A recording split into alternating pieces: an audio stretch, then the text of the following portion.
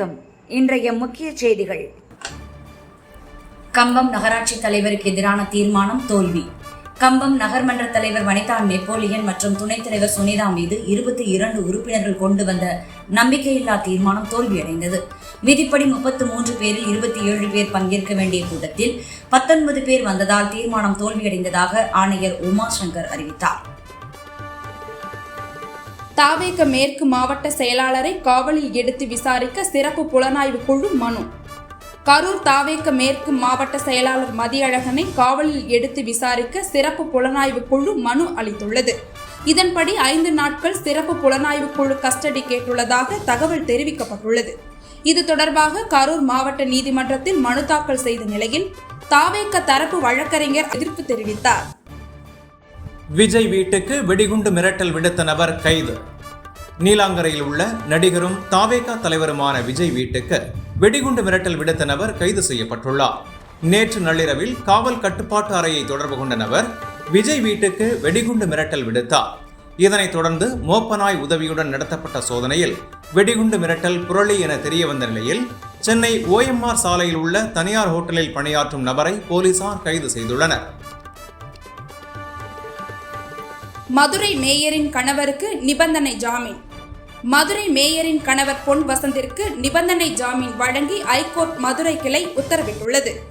மதுரை மாநகராட்சியில் ரூபாய் 200 கோடி முறைகேடு வழக்கில் 4 வாரத்திற்கு தினமும் மாவட்ட குற்றவியல் காவல் நிலையத்தில் ஆஜராகி கையெழுத்திடுமாறு நிபந்தனையுடன் ஜாமீன் வழங்கி உத்தரவு பிறப்பிக்கப்பட்டுள்ளது. கச்சத்தீவை மீட்பதே தமிழக மீனவர்களின் பிரச்சனைகளுக்கு ஒரே தீர்வு. டிடிவி தினகரன்.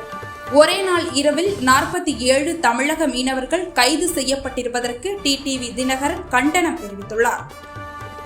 ஒடுக்கப்பட்ட இனத்தின் மீட்சிக்காக இறுதி வரை போராடியவர் இமானுவேல் சேகரனார். முதலமைச்சர் MK ஸ்டாலின்.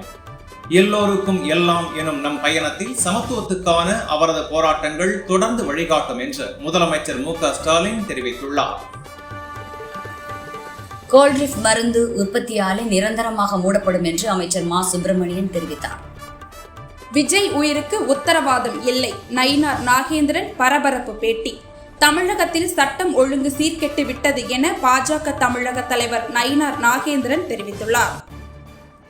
புதிய அடிமைகள் கிடைக்குமா என பாஜக தேடுகிறது. உதயநிதி ஸ்டாலின். எத்தனை அடிமைகள் வந்தாலும் திமுகவை ஒன்றும் செய்ய முடியாது என்று உதயநிதி ஸ்டாலின் கூறினார். திராவிட மாடல் அரசின் மாபெரும் கனவு இதுதான். முதலமைச்சர் MK ஸ்டாலின். கோவையில் அடுத்த மாதம் 175 கோடியில் செம்மொழி பூங்காவை திறக்க உள்ளோம். விரைவில் பெரியார் நூலகம், கிரிக்கெட் ஸ்டேடியம் என அடுத்தடுத்து திறக்க உள்ளோம்.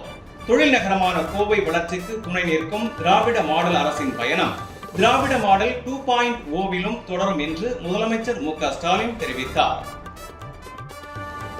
நாடு முழுவதும் வாக்காளர் சிறப்பு தீவிர திருத்தம் நடத்தப்படும். சுப்ரீம் கோர்ட்டில் தேர்தல் ஆணையம் பதில்.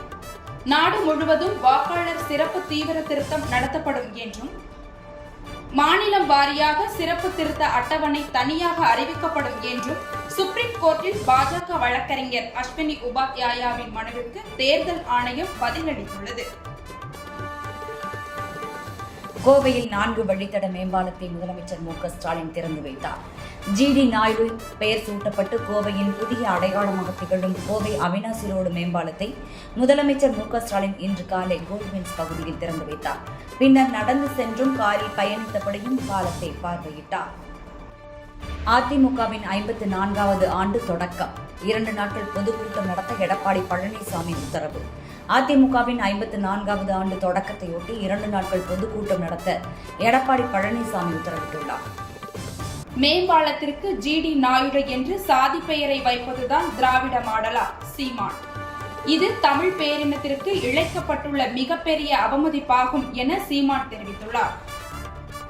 கார் இறக்குமதி மோசடி. நடிகர்களுக்கு நோட்டீஸ் அனுப்ப அமலாக்கத்துறை முடிவு.